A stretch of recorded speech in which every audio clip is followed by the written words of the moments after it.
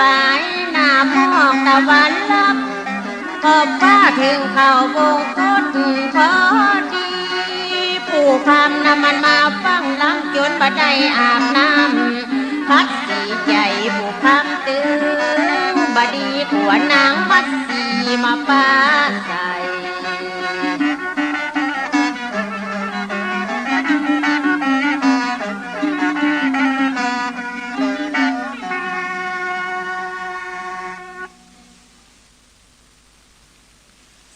มหาเวสสันดรตอนสองเจิญฮับฟังได้แล้วเจ้า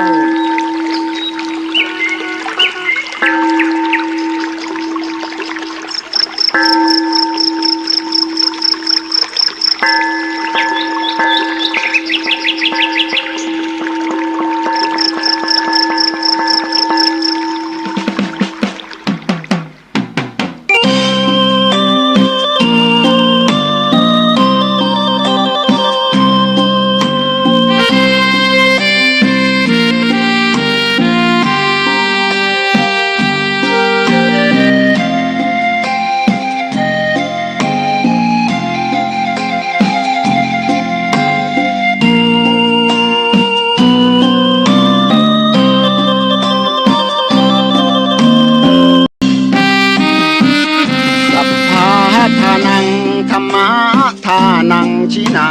ติภาษาบาลีที่พุทธองค์ท่านทรงตรัสสอน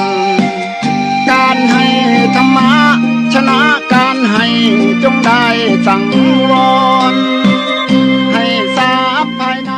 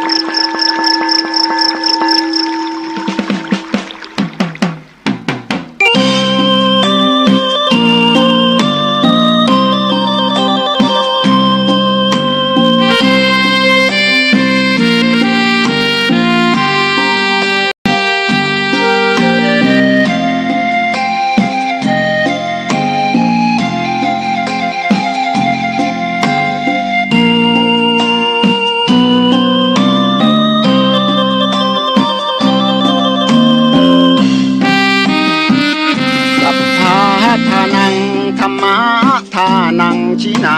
ติ ภาษาบาลีที่พุทธองค์ท่านทรงตรัสสอนการให้ธรรมะชนะการให้จงได้สังวรให้ทราบภายในชะล้างจิตใจให้คำสั่งสอนธรรมะจะช่วยกัดกร่อนนิวรณ์จะได้เบาบางสัพพะทานังธรรมะทานังชินาติได้ฟังคำนี้ท่านทรงบ่งชี้หนึ่งไม่มีสองให้ทำเป็นทานสารต่อปัญญานำพาแสงส่องแสงธรรมชี้นำถูกต้องรับรองท่านต้องสุขใจ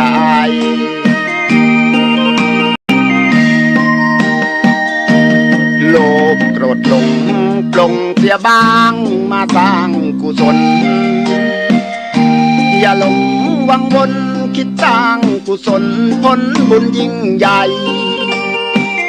ร่ำรวยล้นฟ้าจำไว้เถิดว่าไม่ช้าต้องตายศีลธรรมชี้นำสุขใจยามตายจะได้หลับตา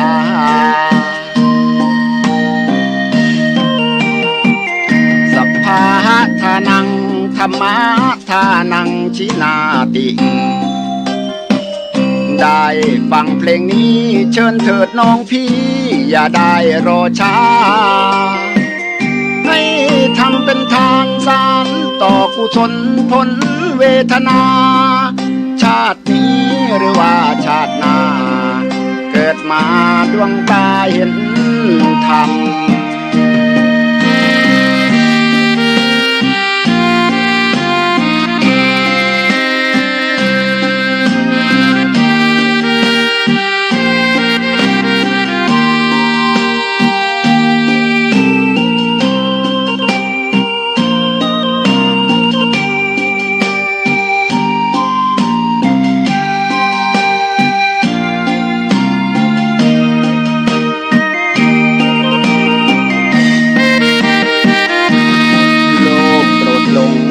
ลงเสียบ้างมาสร้างกุศล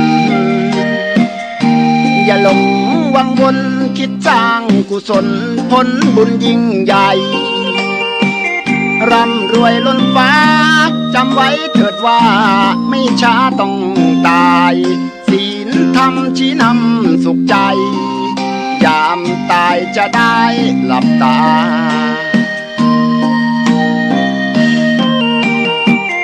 สัพพะทานังธรรมะทานังชินาติได้ฟังเพลงนี้เชิญเถิดน้องพี่อย่าได้รอช้าให้ทำเป็นทานสารต่อกุศลผลเวทนาชาตินี้หรือว่าชาติหน้าเกิดมาดวงตาเห็นธรรม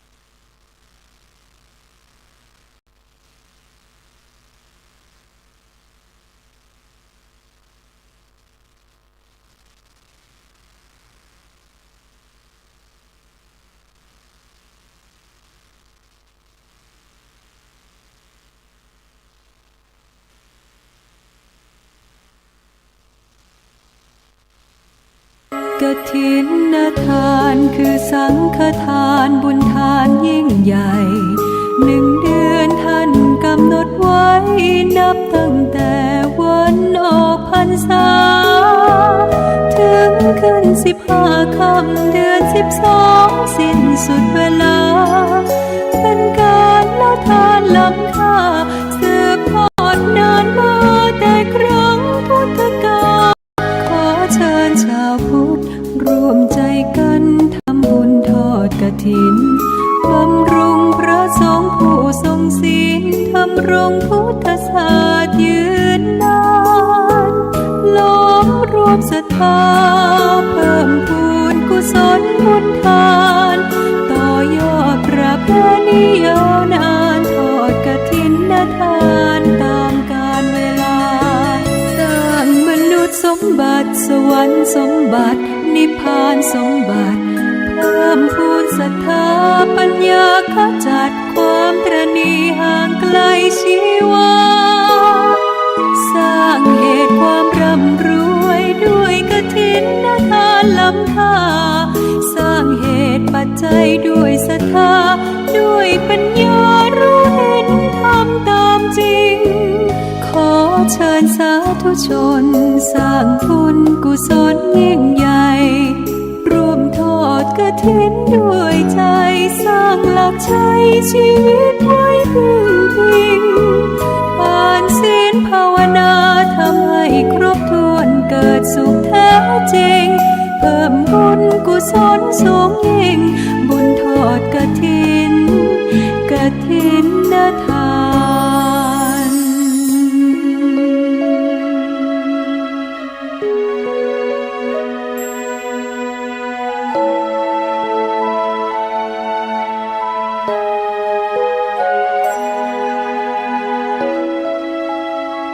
สร้างมนุษย์สมบัติสวรรค์สมบัตินิพพานสมบัติเพิ่มพูนศรัทธาปัญญาขจัดความตระหนี่ห่างไกลชีวาสร้างเหตุความร่ำรวยด้วยกฐินทานล้ำค่าสร้างเหตุปัจจัยด้วยศรัทธาด้วยปัญญารู้เห็นทำตามจริงขอเชิญสาธุชนสร้างบุญกุศลยิ่งใหญ่ร่วมทอดกฐินด้วยใจสร้างหลักชัยชีวิตไว้พึ่งพิงทานศีลภาวนาทำให้ครบถ้วนเกิดสุขแท้จริงเพิ่มบุญกุศลสูงยิ่งบุญทอดกฐิน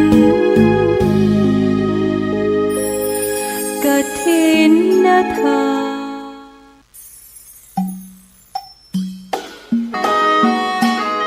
งานบุญจุลกฐินสามัคคีประจำปี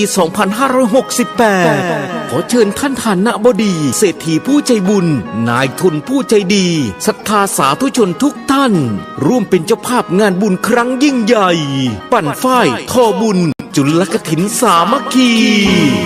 เพื่อสมทบทุนซื้อที่ดินที่ธรณีสงฆ์ณวัดบ้านแพะตำบลบ้านเป้าอำเภอแม่แตงจังหวัดเชียงใหม่ในวันที่ 11 และ 12 ตุลาคม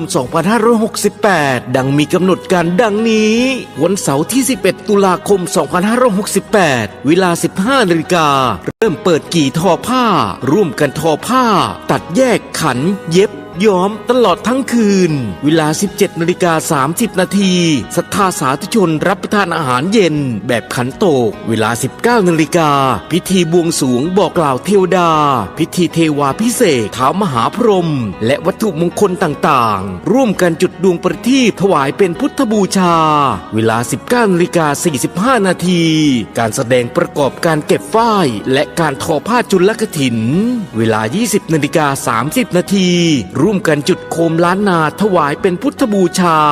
วันอาทิตย์ที่ 12 ตุลาคม 2568 เวลา 7 นาฬิกาศรัทธาสาธุชนรับประทานอาหารเช้าเวลา 8 นาฬิกาเริ่มเดินขบวนแห่ผ้าจุลกฐินเข้าวัดเวลา 9:39 นาทีพิธีเจริญพระพุทธมนต์สมโภชผ้าจุลกฐินณวิหารล้านนาพิธีสืบชะตาหลวงแบบล้านนาเวลา 11 นาฬิกาถวายพระทหารเพลณหอฉัน แสนพันล้านศรัทธาสาธุชนรับประทานอาหารกลางวัน เวลา 13 นาฬิกาพิธีถวายผ้าจุลกฐินสามัคคีกล่าวคำถวายผ้าจุลกฐินร่วมกันถวายอัฐบริขารและบริวารกฐินคณะสงฆ์อัปโลกและครองผ้าจุลกฐินคณะสงฆ์อนุโมทนาเป็นเสร็จพิธีร่วมเป็นเจ้าภาพซื้อที่ดินไร่ละ 600,000 บาทร่วมเป็นเจ้าภาพซื้อที่ดินงานละ 150,000 บาทร่วมทำบุญกองบุญละ 1,999 บาทหรือตามกำลังศรัทธาร่วมทำบุญออนไลน์ได้ที่ธนาคารกรุงไทยชื่อบัญชีวัดบ้านแพะเลขที่บัญชี 876-051-2954 ติดต่อสอบถามร่วมทำบุญและร่วมเป็นเจ้าภาพโรงทานโทร082-1635และมหาธิวากรกติยสิริเจ้าอาวาสวัดบ้านแพะวัดบ้านแพะจึงขอเชิญชวนทุกท่านร่วมบุญในวันเยือนฝ่างแม่อายครั้งใดแวะไหว้พระธาตุภูดอย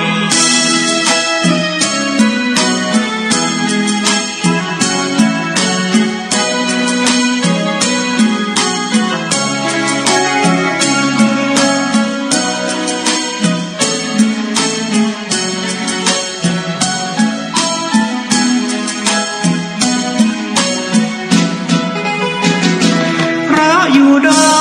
ยดุจแสงหิ่งห้อยกลางป่าขจัดความมืดหนาสร้างเสริมปัญญาคงมันศรัทธาหน้าที่พร้อมพลีสุขสารพันพระศาสดายึดมั่นความใฝ่ฝันนั้นคือผู้ให้จากแสงเรืองรางระหว่างยอดดอยเริ่มส่องประกายใหญ่น้อยความรู้พระธรรมยิ่งใหญ่แต่พระผู้น้อยยังคอยญาติโยมทั่วไทยเยือนฝ่างแม่อายครั้งใดแวะไหว้พระธาตุภูดอย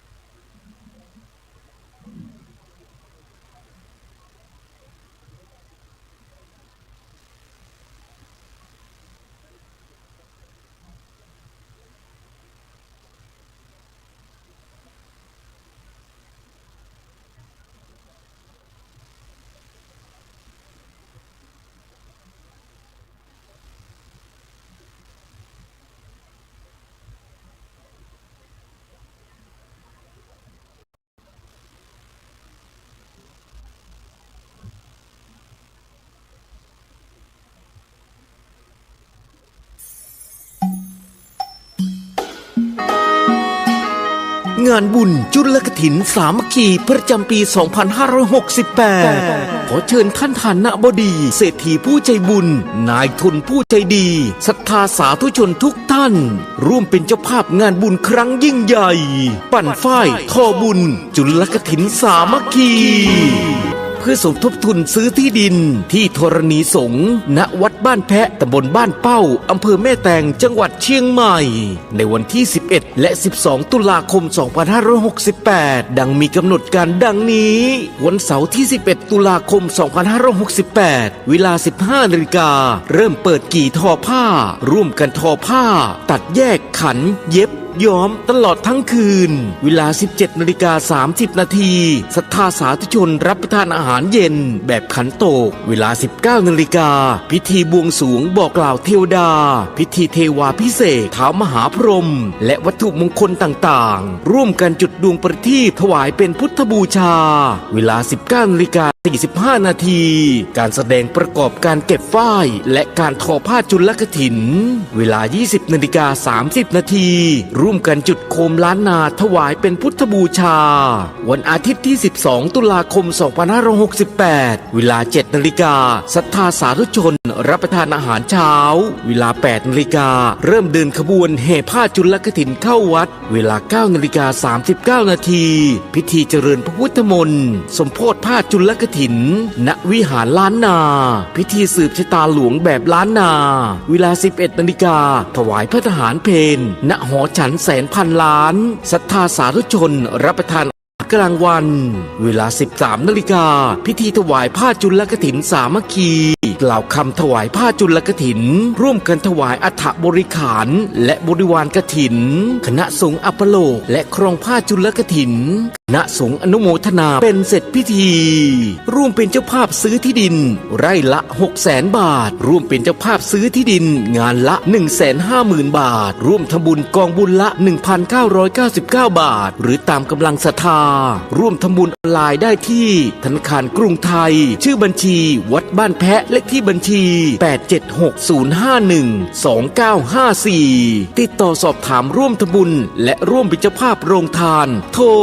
082-979-1635 พระมหาธิวากรคัตติยสิริเจ้าอาวาสวัดบ้านแพะวัดบ้านแพะจึงขอเชิญชวนทุกท่านร่วมบุญในวันและเวลาดังกล่าวโดยพร้อมเพรียงกันขออำนาจคุณพระศรีรัตนตรัยจงโดลบันดาลให้ทุกท่านที่ร่วมทำบุญในครั้งนี้จงมีแต่ความสุขความเจริญ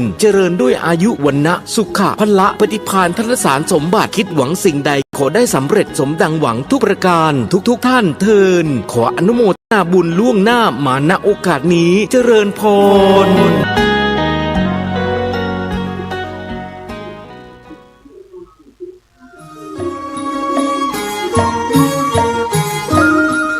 ร่วมมหากุศลบุญใหญ่บุญกฐินสามัคคีประจำปี 2568 ขอเชิญญาติโยมศรัทธาสาธุชนผู้ใจบุญทุกท่านร่วมทำบุญทอดกฐินสามัคคีเพื่อสมทบทุนบูรณะพระวิหารลายคำณวัดท่าใหม่อิตำบลป่าแดดเมืองจังหวัดเชียงใหม่ในวันอาทิตย์ที่ 19 ตุลาคม 2568 เวลา 9:39 นาที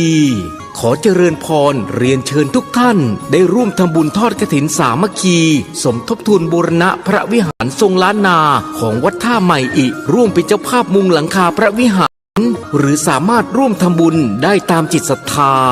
ร่วมทำบุญผ่านทางออนไลน์ได้ที่ธนาคารกรุงศรีอยุธยาเลขที่บัญชี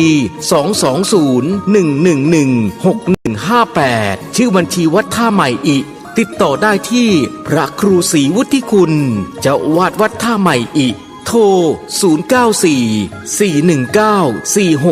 094-419-4694 ขอให้อานิสงส์แห่งการทำบุญบูรณะซ่อมแซมหลังคาพระวิหารทรงล้านนาวัดท่าใหม่อิจงทำให้ทุกท่านทุกคนนั้นมีแต่ความร่มเย็นเป็นสุขอยู่ดีมีสุขเจริญรุ่งเรืองร่ำรวยทุกท่านทุกคนด้วยเทิน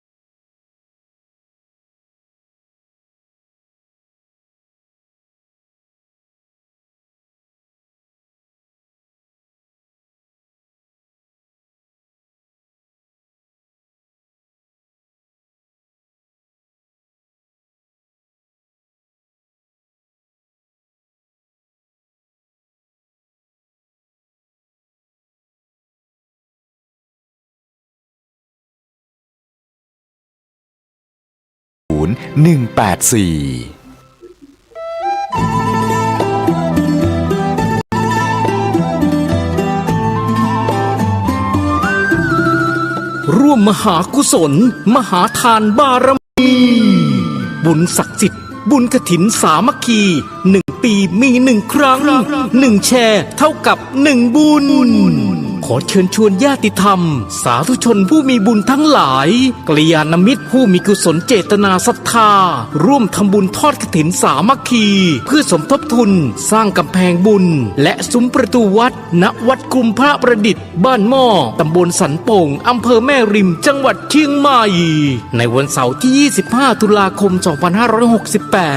เนื่องด้วยวัดกรุมพระประดิษฐ์บ้านหม้อเป็นวัดที่ตั้งอยู่บนดอยได้มีเหตุการณ์ฝนตกหนักทำให้กำแพงวัดได้ถล่มพังเสียหายจึงต้องทำการบูรณะให้กลับมาใช้งานได้ดังเดิมเพื่อสืบต่ออายุพระพุทธศาสนาสืบไปจึงขอเชิญชวนศรัทธาสาธุชนทั้งหลายร่วมเป็นเจ้าภาพกำแพงวัดกำแพงบุญในครั้งนี้หรือสามารถร่วมทำบุญได้ตามเจตนาศรัทธาร่วมทำบุญทางออนไลน์ได้ที่ธนาคารไทยพาณิชย์เลขที่บัญชี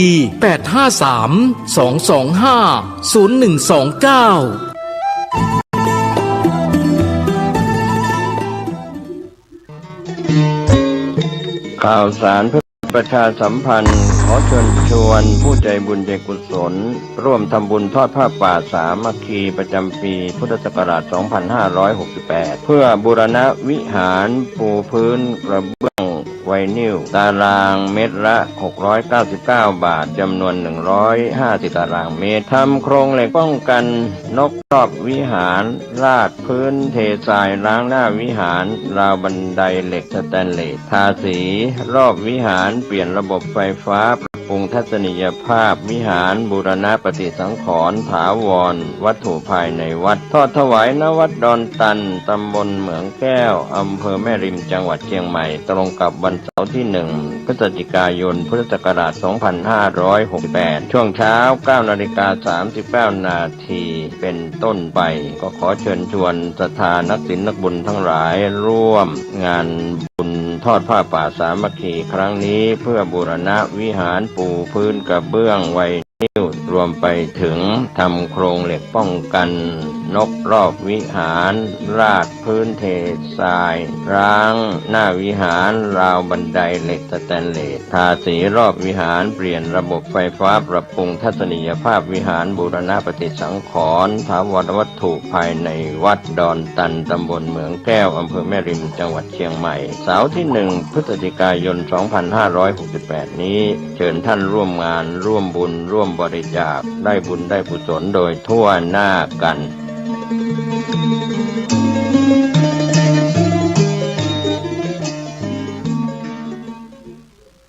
กฐิน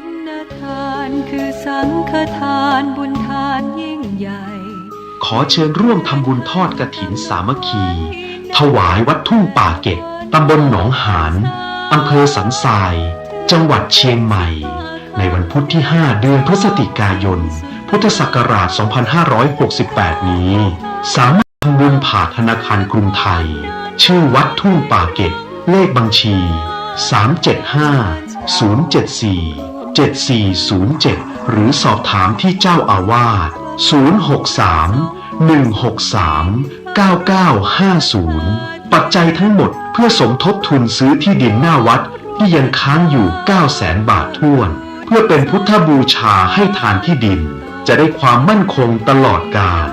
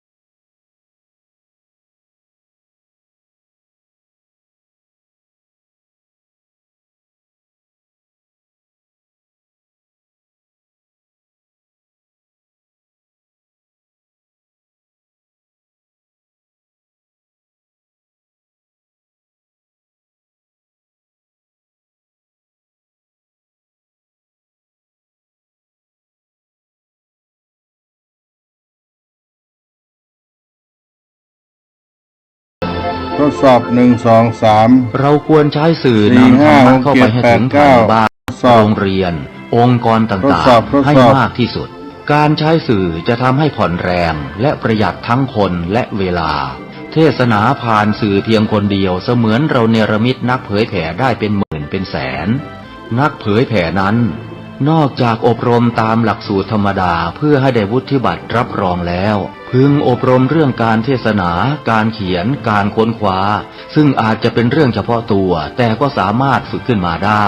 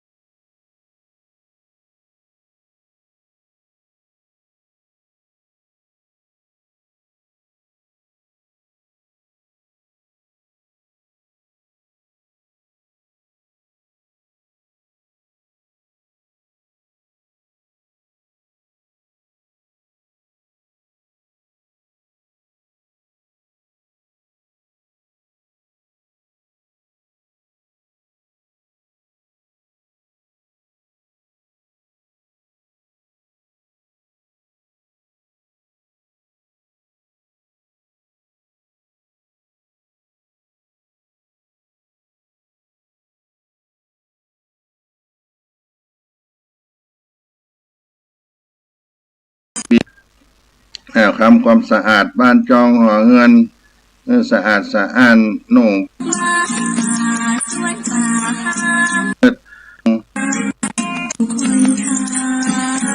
พระมหาเถระบาสังฆเจ้าทั้งหลายจุตนจุองค์เจริญสุขเจริญธรรมมหาอุลศรัทธาสาธุชนพุทธบริษัททั้งหลายที่ได้เปิดวิทยุสดับรับฟังธรรมะตั้งสถานีวิทยุวัดฝ่ายหินมหาวิทยาลัยเชียงใหม่ในคลื่น FM 104.50 เมกะเฮิรตซ์หรือเครือข่ายอื่นๆทั้งทีวีออนไลน์วัดฝ่ายหินเพจ Facebook ต่างๆวันนี้สาระธรรมวัดสลีโสดาพระอารามหลวงอัตมภาพท่านพระครูปัญญาสังฆการหรือท่านพระครูพรหมินทร์ผู้ช่วยเจ้าอาวาสวัดสลีโสดาในนามคณะสงฆ์วัดสลีโสดาพระธรรมจาริกได้มาพบกับท่านทั้งหลายสาระธรรมเมื่อค่ำยามเย็นวันนี้ในวันอังคารที่12เมษายนพุทธศักราช2565เดือน7เหนือออก11ค่ำในวันนี้ได้มาพบกันท่านสาธุชนทั้งหลายช่วงนี้ก็เข้ามาสู่เทศกาลมหาสงกรานต์ล้านนาปีใหม่เมืองมาลอดมาถึงเติงเฮาท่านทั้งหลายในวันพรุ่งนี้ก็เป็นวันมหาสงกรานต์เข้าสู่ปีใหม่ของคนล้านนาประเทศเฮาล้านนาไทยเฮาประเวณีปีใหม่เมืองนั้นจะอยู่ในเดือนเมษายนหรือเดือน7เหนือเป็นประเพณีที่เปลี่ยนศักราชใหม่ให้โอกาสเฮาท่านทั้งหลายได้มีสมาชิกในครอบครัวได้อยู่ร่วมกันได้มีโอกาสนี้ได้สร้างสมบุญบารมีฮือทานรักษาศีลประพฤติปฏิบัติในด้านจิตใจและก็เป็นประเพณีที่แสดงความกตัญญูต่อผู้มีพระคุณพ่อแม่ปู่ย่าตายายครูบาอาจารย์ทั้งหลายตลอดถึงบรรพชนบรรพบุรุษที่ได้ล่วงลับผ่านไปก็มีการส่งน้ำพระเจ้าดำหัวครูบาสังฆะผู้อาวุโสมีการลดน้ำเพื่อจุ่มเพื่อเย็นขอพรจากผู้อาวุโสพ่ออุ้ยแม่หม่อนผู้มีพระคุณต่างๆแล้วก็ประเพณีทางเหนือของเฮานั้นมัน ได้แตกต่างจากภาคอื่นเพราะเราจะมีกิจกรรมแต่ละวันไปอย่างกิจกรรมวันแรกนั้นเป็นวันสังขารล่องก็ยึดถือเอาวันที่13เมษายนของทุกปีเป็นวันมหาสงกรานต์หรือสังขารล่องเป็นวันเริ่มต้นประเวณีปีใหม่เมืองเราก็จะได้ทำกิจกรรมทำความสะอาด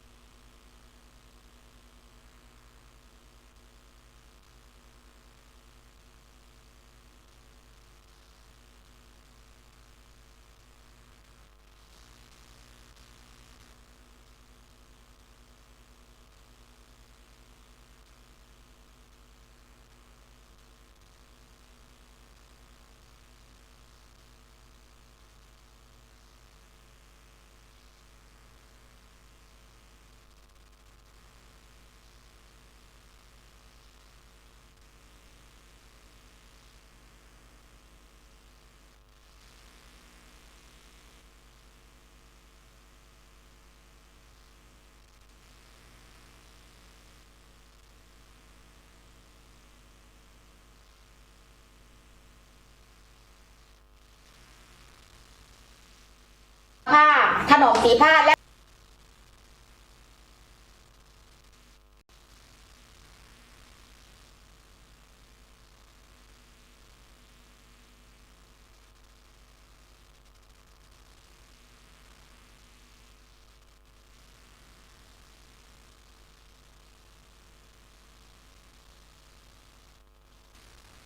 ไม่ต้องอายใครว่าจะ